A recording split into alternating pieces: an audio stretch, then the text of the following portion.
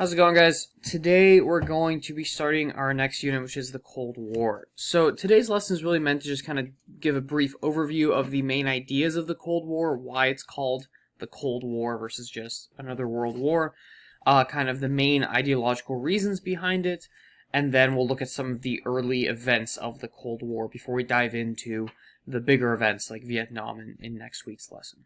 Okay? So let's go ahead and get started.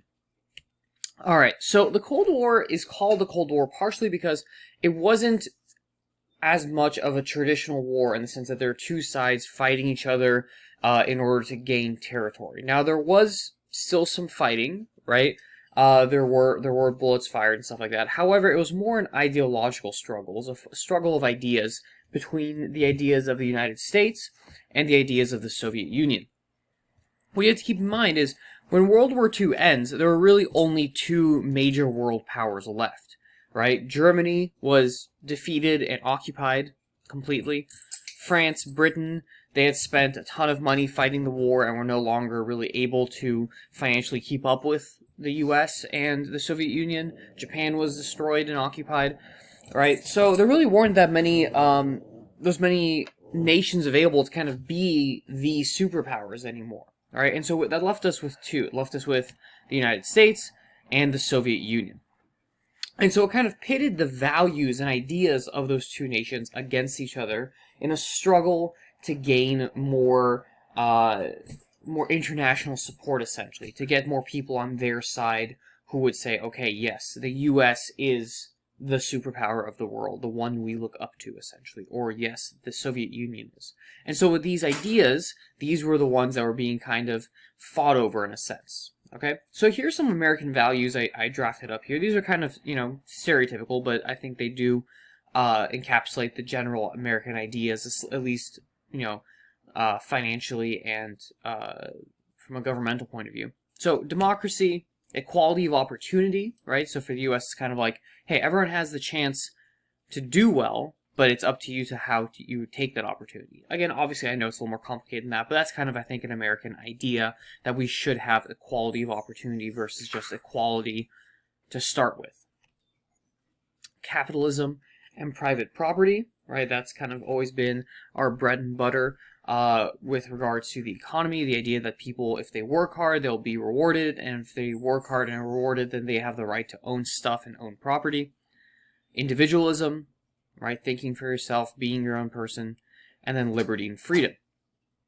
On the flip side, for the Soviet Union, right, we have collectivism, which instead of private property, each person owning their own stuff is shared, essentially, right? So if you look at kind of the collectivization of farms in the Soviet Union and other, communist countries, right, that's the idea that instead of everyone, one person owning a tractor, another person owning a tractor, one person owning this, right, if you all share the stuff together, everyone's going to benefit more.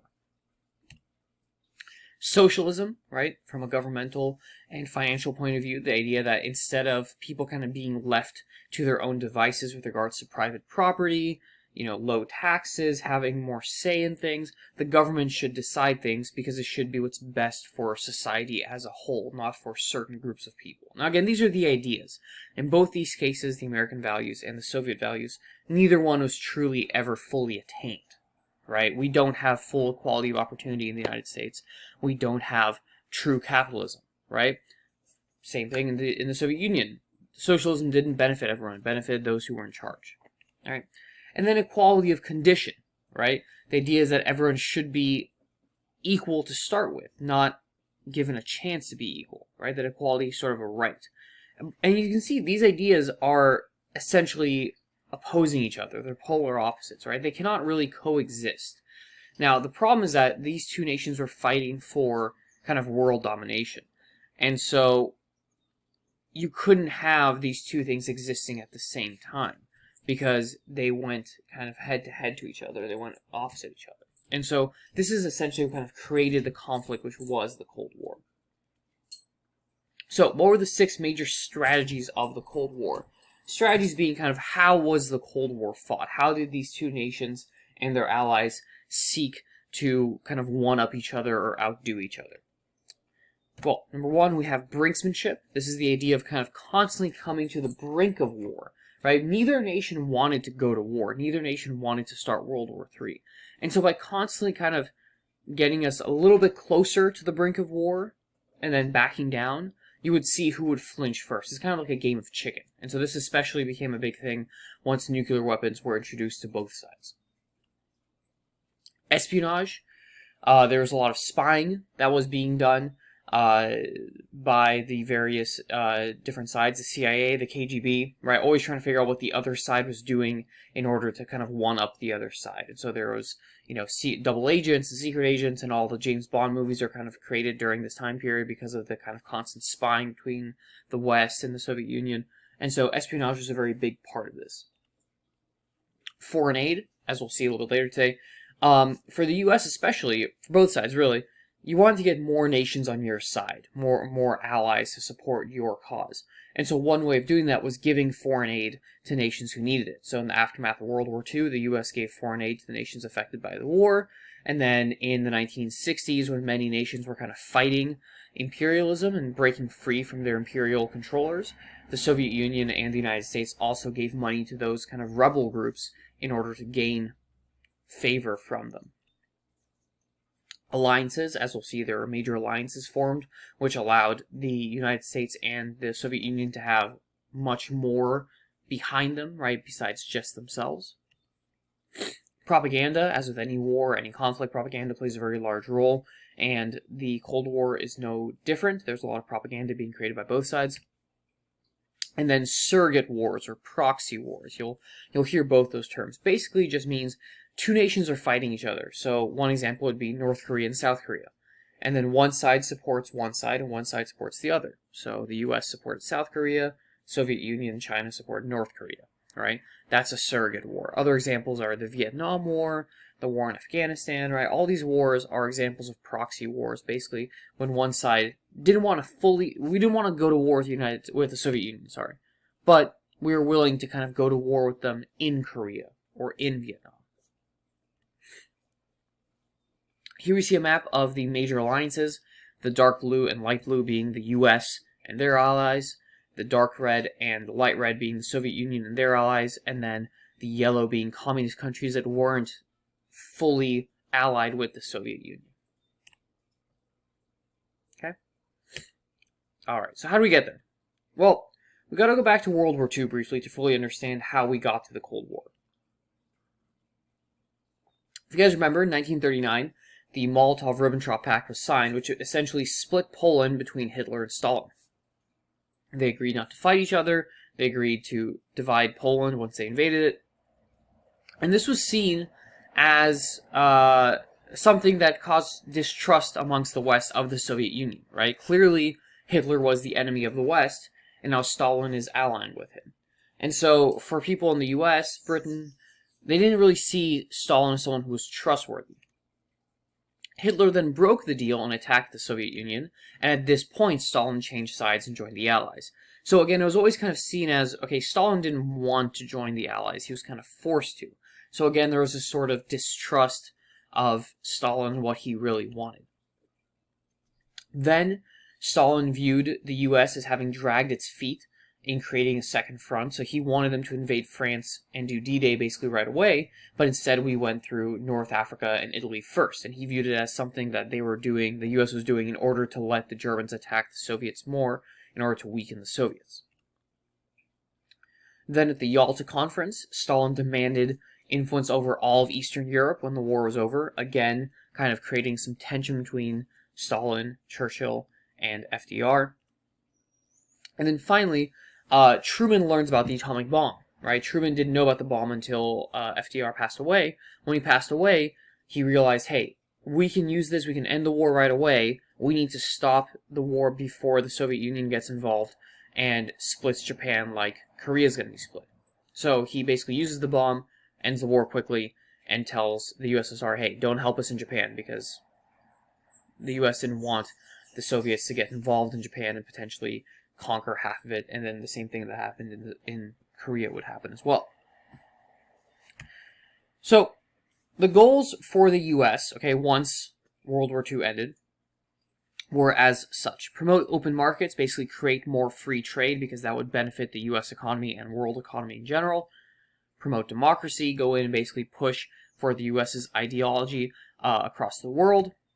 Stop the spread of communism. This was known as containment. Basically, we're not going to go in and overthrow the communist regime of the Soviet Union, but we are going to stop it from spreading.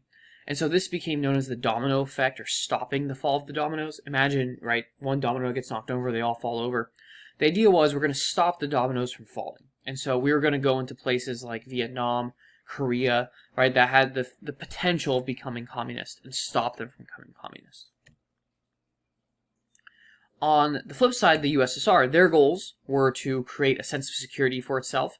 In World War II, they lost millions and millions of people, right? And then Stalin purchased as well. And so they didn't want to be as open to another invasion. And so by kind of creating a buffer zone, if you guys look at the map here, right, these Eastern European countries, they would kind of be in the way of a strong Germany. And so if these nations were there and allied with the USSR, it will give the USSR kind of a buffer zone and a sort of protection from being attacked by the West again.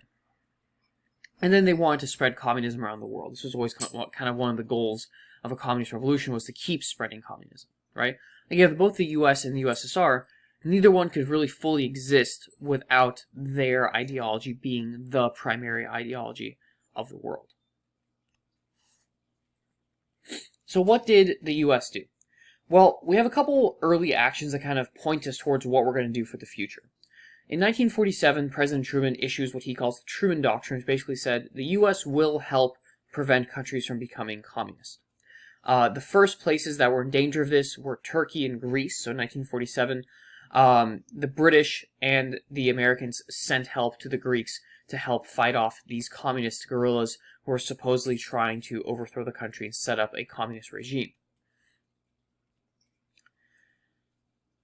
In 1940, so once that was over, right, once the U.S. supported free countries or like Greece and Turkey to fight communism, then the U.S. kind of went all in with the Marshall Plan. Basically, in 1948, they agreed to send massive amounts of money to Europe to basically help stop the spread of communism. The ideas were kind of twofold. Number one, if Europe is poor, they're not going to buy American goods. So if we want to support American companies, we need to make sure that Europe is thriving. And so by giving money, giving foreign aid to Europe, that way Europeans can buy American goods.